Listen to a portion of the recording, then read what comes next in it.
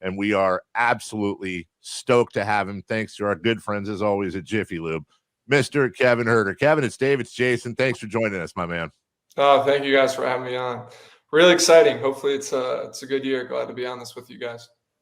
So just real quick, so far, since this is our first one, have you had much of a chance to get out and about? I know we talked at media day. There's some golf going on for sure, but are you still learning the ropes here in Sac?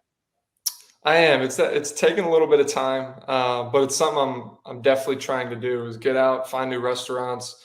A lot of the preseason for me was golf. I've definitely slowed down on the golf train since the season has started, but I'm a big foodie, restaurant guy. I'm trying to find a lot of restaurants in Sac. If people got any ideas, definitely tweet at me.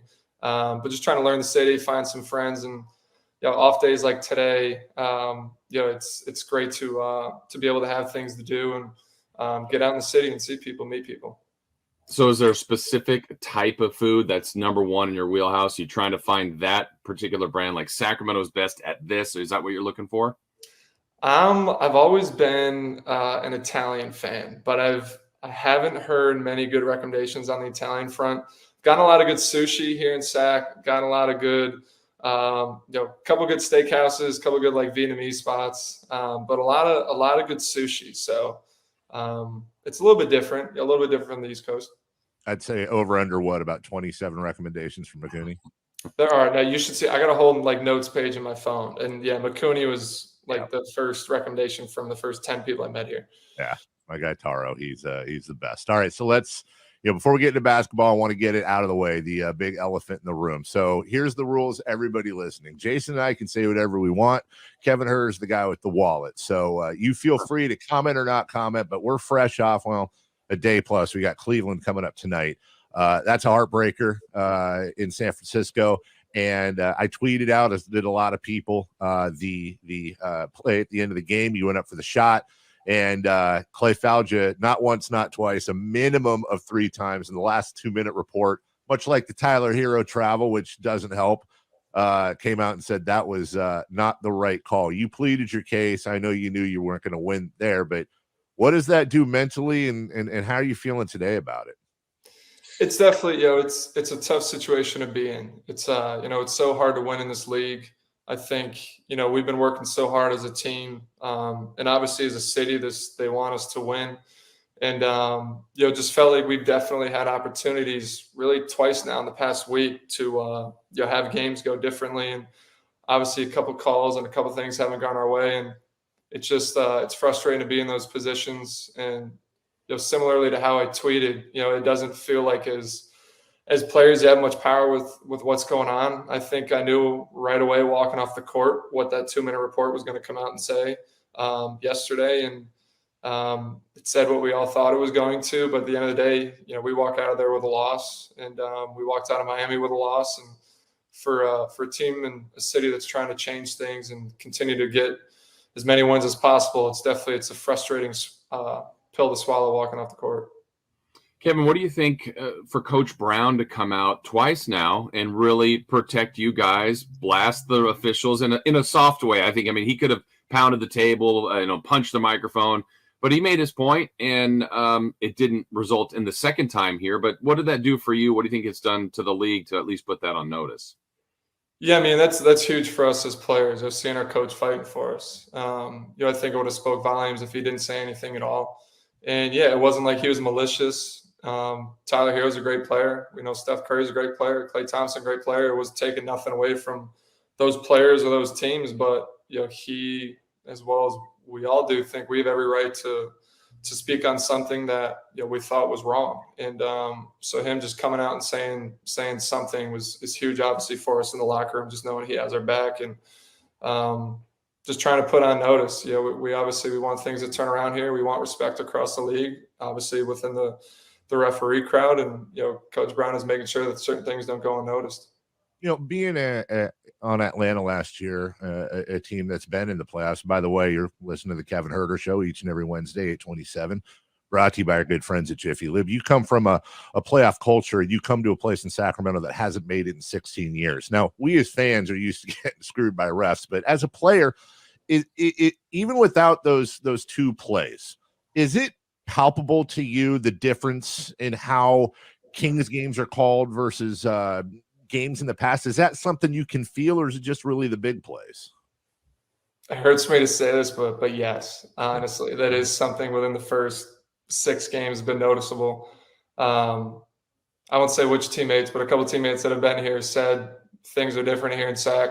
We don't get many calls. You're going to realize every game things are different, and honestly, it is something I've felt so far. I think there's maybe one game. I think it was the Charlotte game. I think we got a good whistle, and other than that, I think it hasn't gone in our favor a lot. Wow, David, I can just feel everybody, all the Kings fans going, that's how we feel. I mean, it is amazing, Kevin, that you actually you feel it. You do feel this already. A little bit, to be honest. Yeah, there's Wow. even games at home. Even games at home, that a couple of the early ones early in the season. It's a tough thing to point to. It's tough to get up here and you point a finger at the referees. It's a really cheap way to look at it, but it's definitely a factor. It's like I said, it's really hard to win in this league, and certain things just haven't gone our way. And, at some points it's definitely frustrating. Easiest question I'll ask you the whole interview. They call that foul. Are you making all 3? Damn right. You're damn right. Well, yeah, and even the other part, that's the situation everybody highlighted right at the end of the game. The other part of the last 2-minute report claimed that Steph traveled with, I think it was 11 seconds left. That situation actually puts you guys even in a better spot, a 1-point game with the ball, all sorts of options there. I mean, they kind of got you twice, which is, you can't do anything about it now. Dave and I have talked about the last 2-minute report. I get why they do it. I honestly don't know if it's good for the league, Kevin. I mean, these refs are getting evaluated. They can apologize. They can say they got the call wrong. But in your opinion, just as a basketball fan, a player, do you think the last 2-minute report is actually a good thing for the league? I do. I think as teams and as players and probably as coaches, you want to see some sort of ownership of the calls that were made, and it's just tough. It doesn't change anything. The 2-minute report comes out and you move on to the next game. I think for us, and I know that refs are based on a point system and refs are trying to get in and get playoff games, and I get all that. It's just the accountability. There's a million plays over the course of a game. You can look at travels or fouls, but when it comes down to blatant foul calls or blatant travels at the end of the game, those are the ones that you point at and you say, yeah, that single play would have had a big difference in a win or a loss. And but at the end of the day, you can't change it. That's just basketball. It's sports. Some things didn't go our way. It's just I'm waiting for the one game where it feels like we get a good whistle where we squeak out a win we probably shouldn't have had, and it's just tough. It's tough. Kevin Huerter with us, and now you got Cleveland tonight, and that's a major challenge, and you have to wipe off the whatever off your shoulders and refocus. But 16 years of not making the playoffs weighs really heavy on a fan base, and I think you already know how rabid this fan base is in your short time here.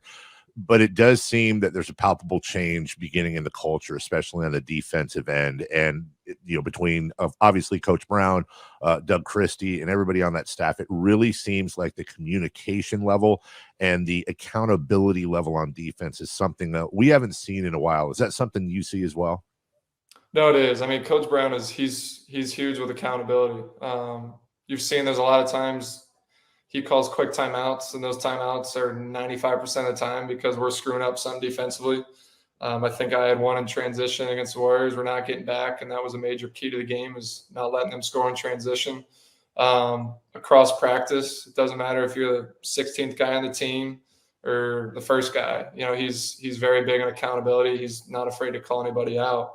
And but it's a good culture to build. It's you can't hide from it. The accountability across the board is something that you can respect as a player. When he does get on you, you respect it because you're wrong. He's getting on you because you're wrong, and that's huge. And it's tough to win in this league. It's tough to build a culture. I know it's been 16 years, and people you really want us to make it there, but this is it's a new group, and it's going to take us a little bit of time. I think right now, building the right habits early in the season, learning how to play hard, learning how to play together, and being in close games. We obviously, that Warriors game, that Miami game, we lose 2 close games, but there's been a couple games we've won that have come down to the wire, and that Charlotte game, the Miami game at home. And so we're building something. It's a really long season.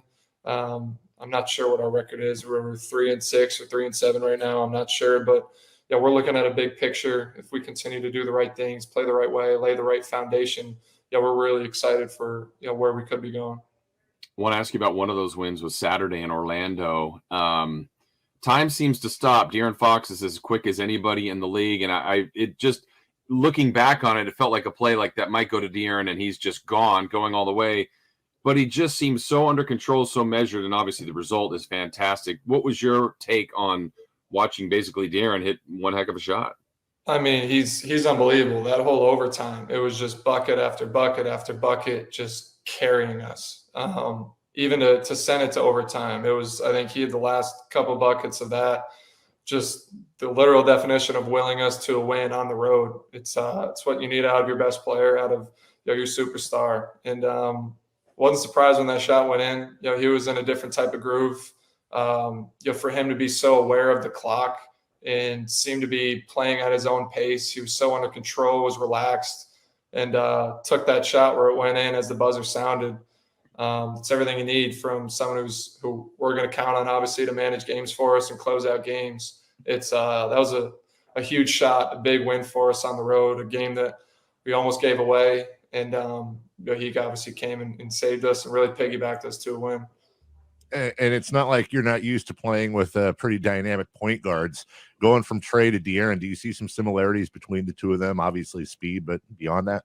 They're both so just naturally gifted. It's just absolute bucket getters. It feels like, at times the rest of our team needs an offense to generate shots and get good shots, and then De'Aaron can dribble the ball up the court and just get to the rim and, score the easiest 2 points we've had in a couple possessions. And, Trey had a similar type of way about his game where he can just go get you a bucket when you needed a bucket. And, the best teams have that. Obviously, a lot of teams have a couple of those guys, but for us, just De'Aaron being able to control the game and be dominant at different parts in the game is obviously huge, especially at the point guard position. How about you? How comfortable are you now? I mean, it's still early, 9 games in, but you're shooting it really well. You're playing off Sabonis very well.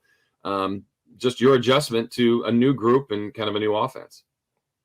Yeah, I mean, he was obviously someone I was really excited about coming into SAC and having the opportunity to play with. He was I've never played with a 5-man who could pass the way he can. I've never played with a 5-man that is obviously as smart as he is and is really a 0.5. A lot of the 5s that I played with, the 𝘿𝙀🬄 𝘿𝙀🐪 and Bruno Fernando in college, and even Alex Len now in SAC, but in Atlanta, just guys who are really rim runners, shot blockers, playing above the rim. And so it's a little bit different just playing off of a 5-man. Obviously, my role off of De'Aaron is, for the most part, spacing the court, keeping guys out of the paint for him, making sure my guy is in no-help scenarios. But a lot of my 2-man game has been with 𝘿𝙀𝘀. And it's been easy. I think a big reason why I'm shooting so well is I just feel in rhythm. All of my shots are within the offense. A lot of them aren't stuff that I really have to generate by myself. It's just I'm running off a pin down screen, I'm running off a DHO, catching and shooting. And it's all stuff that you work on all summer. So I think my game here has gotten a little bit easier. I'm not really working as hard to get my shots. And early in the season, they've been falling. All right, last thing for you, and it's the most important thing. It's your nickname. It's all over the place. Obviously, we were used to Red Velvet. K9 has popped up, and then I see Kenny Thomas out at a golf tournament, and there's a little controversy there. You might have to give him some money or something for that if you want it. And then what did I hear? Mark Jones calling you 𝘿𝙀🬀 when you start to heat up, going from Kevin to 𝘿𝙀🬀. Do you have a preference, or are you just saying bring them all on? What's up? We can bring them all on. I think the Red Velvet and the 𝘿𝙀🬀 are extensions off of Atlanta. Sorry, the Red Velvet and 𝘿𝙀🬀. K9 is new to SAC, so I'm cool with that. It's kind of what a couple of people on our coaching staff have started to say. I think mostly making fun of me, to be honest. I don't know if it's serious. But K9 is cool with me here in SAC. 𝘿𝙀🬀's a little bit of an alter ego, and I think Red Velvet is what most people know it as. All right. Well, each and every week, thanks to our friends at Jiffy Lube, we have the pleasure of visiting with 𝘿𝙀🬀, with Red Velvet, with K9, and of course Kevin Huerter, all of them. So we get like 4 guests in one joining us every Wednesday at 8:27. Brother, appreciate it. Good luck tonight against Cleveland, and thanks so much for agreeing to join us this year. Awesome. Let's get a dub tonight. Thank you, guys.